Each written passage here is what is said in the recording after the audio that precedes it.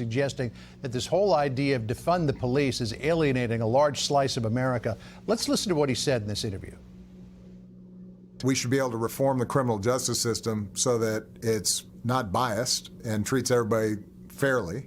I guess you can use a snappy slogan like defund the police, but you know you've lost a big audience the minute you say it, which makes it a lot less likely that you're actually going to get the changes you want done.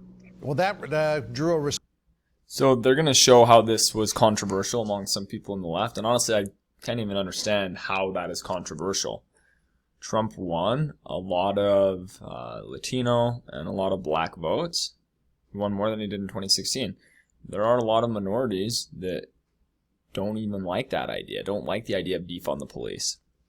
He's completely right to argue that they should change it to more like reform the police or something more modern that's not going to turn people off in such a big way.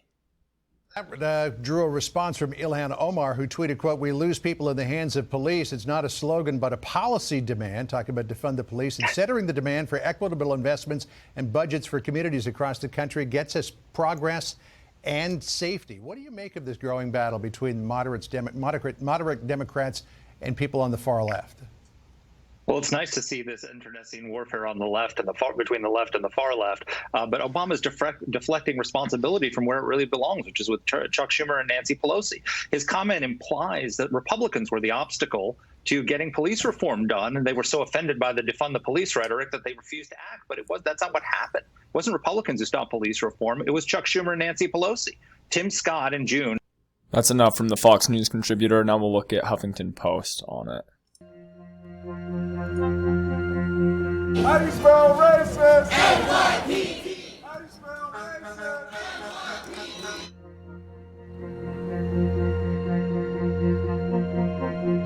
When we talk about dismantling the police department or defunding the police department, or as I prefer, reimagining public safety, does that mean we are not going to have a police department tomorrow? No, it's not dismantling safety.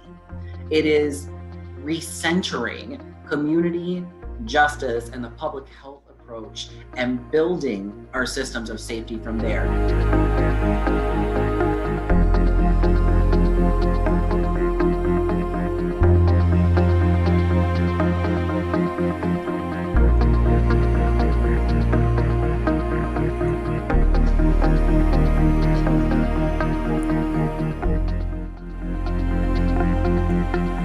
Okay, I'm going to pause it, highlight this tweet from Corey Bush. Okay, Michael Brown literally was grappling with an officer for the gun. The whole mantra of hands up, don't shoot, that doesn't apply to Michael Brown, and that was honestly a misleading thing for people to be chanting in the streets. Now, I'm all for equal treatment under the law. If you've heard of Coleman Hughes, I am going to pull up one of his articles. Okay, follow along with me in this article for a little bit. So he highlights for every black person killed by the police, there's at least one white person. Coleman's black, by the way. He went to Columbia. There's at least one white person, usually many, killed in a similar way. Highlights that the Breonna Taylor situation, there was a similar situation with a guy named Duncan Lemp.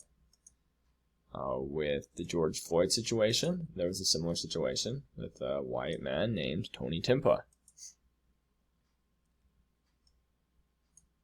And he highlights specifics of it, that Timpa was begging to be let go, and the officers were cracking jokes about him. Criminal charges were dropped. Now, understand there weren't giant protests and national outrage for Tony Timpa. Now, you can say there's maybe an overall problem, sometimes with just police brutality in general, but to say that it's mainly black people is not looking at reality. He goes on to say that one might agree that police kill plenty of unarmed white people, but they object that they're more likely to kill unarmed black people relative to their share of their population. So then he brings up the data. He highlights that a Harvard economist, Roland Fryer, Economist. Basically, that like these studies show that there's not racial bias in deadly shootings with police. And so he goes on to say that his view of Black Lives Matter is complicated, and that because of them, yes, we talk about universal body cams, increasing police accountability, all of those. But he highlights that the core premise of the movement is false, and that if not for the dissemination of this falsehood, social relations between blacks and whites would be less tense, trust in police would be higher, and businesses all across America would have been spared the looting and destruction that we have seen in recent weeks. Okay, Coleman Hughes, he's not this Fox News right-wing radical. He's an intellectual, centrist, who cares about truth. Understand, he is a black man.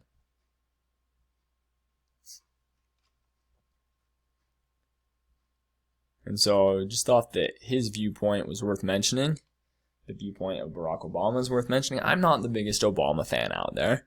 I think that part of what has been happening with the NSA, Edward Snowden, I feel like Obama was wrong on that. I feel like bailing out the big banks was a mistake. But I think that Obama's right on this issue. And I think that Joe Biden probably feels the same way. And Obama's not an elected official anymore, and he feels that he can be freer with his thoughts.